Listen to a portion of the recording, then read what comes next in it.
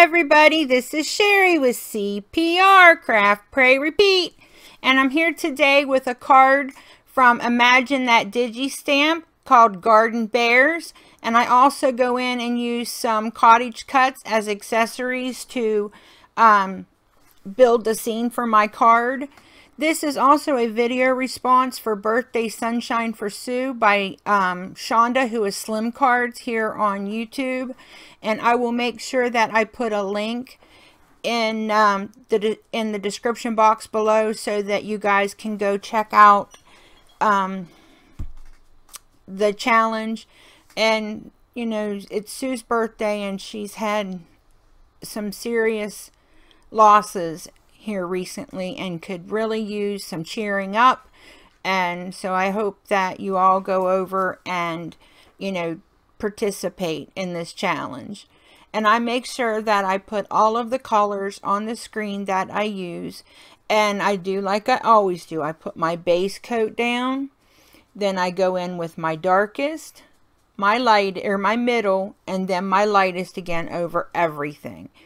I feel like I get a better blend if I have a base coat, but not everybody does it like that. So, you know, there is no right or wrong way.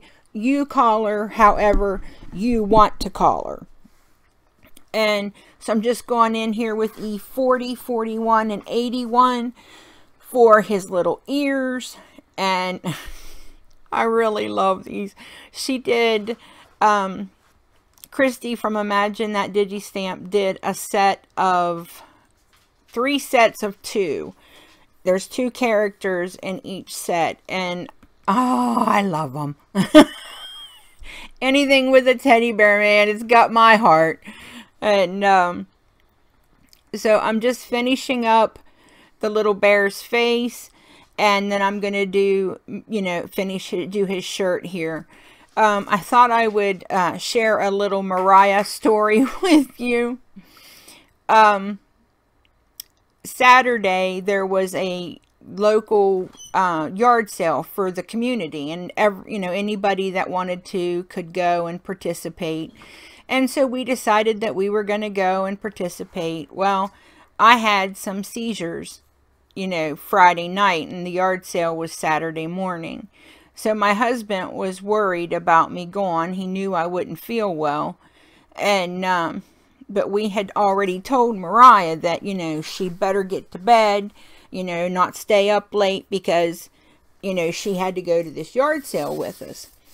And so Royce and Danae and Jesse, they get ready, and they're getting ready to leave. And she comes out, and she's got this little bag. She's got it loaded up with coloring books and crayons and pencils and just, you know, everything you could possibly think of. You know, everything but the kitchen sink.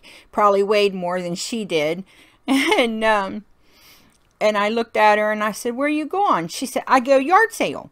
And I said, "No, baby." I said, you're gonna stay here with Mommy." I said, "Daddy and Sissy and Jesse already left to go to the yard sale.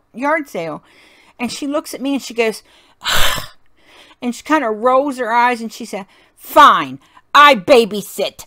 I'm not happy." I was like, "You little bugger." She's like, "Have to babysit my mother. This is just my lot in life, and it's a stinky lot." I couldn't believe her. "Fine, I babysit. But I not like it."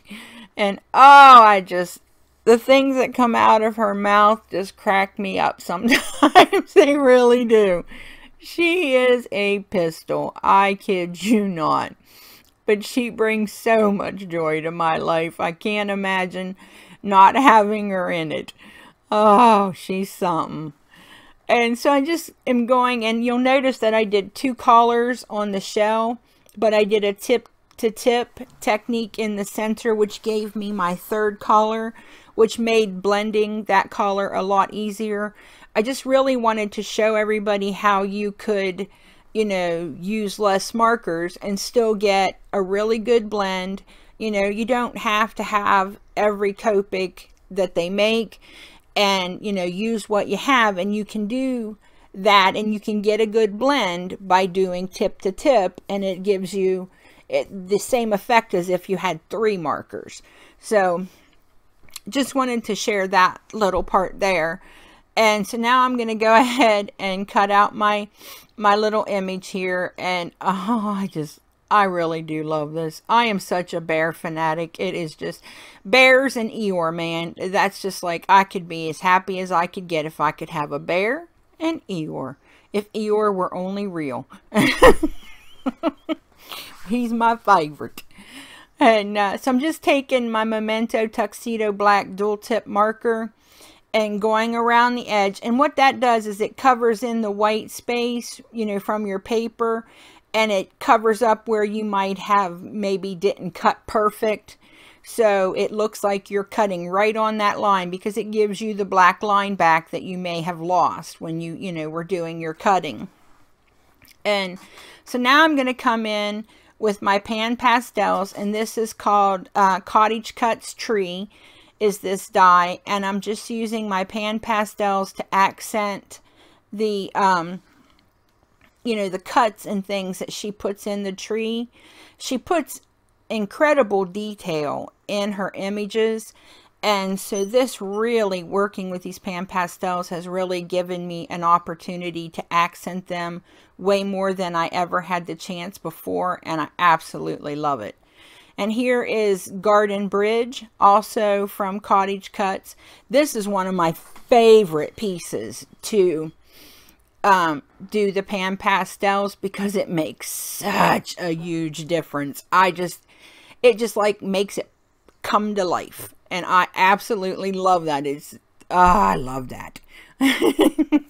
And any of the tree ones, I guess, you know, I like earth tones, so I think maybe that's why I like the bridge and the trees and stuff like that, because I get to work with the greens and the browns, where pink's my favorite color. But when it comes to this kind of stuff, I love using these earth tones, and I feel like so far, for right now, those are the ones I'm able to get the best effect from. But it's just going to take practice using the pan pastels to get the techniques on the other colors, you know, and getting it down like I want it. And so here's just the top of the tree. And I'm going in and putting in again, enhancing the lines that she already put in the die for me. And then just going around the edge and laying in my shadows. I'm taking my FISKARS Grass Punch and just punching a piece to go across the bottom of the card. Now, I will go back in and put a few little tidbits of grass that came off of the bridge die.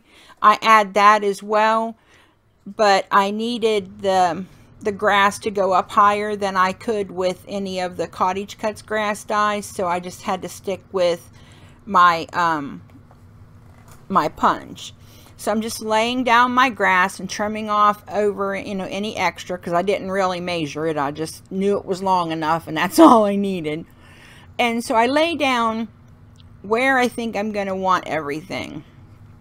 And, you know, I still don't know why I do this, because I always do it backwards. And it's like, Sherry, the tree goes behind that thing right there. Oh my golly, I don't want to say fence. And we'll call it a fence. You know, but, you know, I don't know what I was thinking. And I did get some of that Glad Press and Seal. And what I'm going to try to do is lay out my scene and press down the Glad Press and Seal on top of it. That way I can lift it up, and the things that are on back, they're in the back, are going to be the things that I lay down first. So maybe I don't make these mistakes. It hasn't helped me yet, but I'm hoping one day it will. And this is just the Stitch Cloud, Sun, and Umbrella die. And I just used an old stamp set that's a retired one from Stampin' Up. And it says Bear Hugs for You. And I'm going ahead and putting in my clouds, finishing, you know, putting down, making sure everything's stuck down real well. Because like I had missed a little piece of the top of the railing. Ha! It's the railing. I knew it would come to me. It's always late, but it comes to me. And so I'm just putting down my little critters.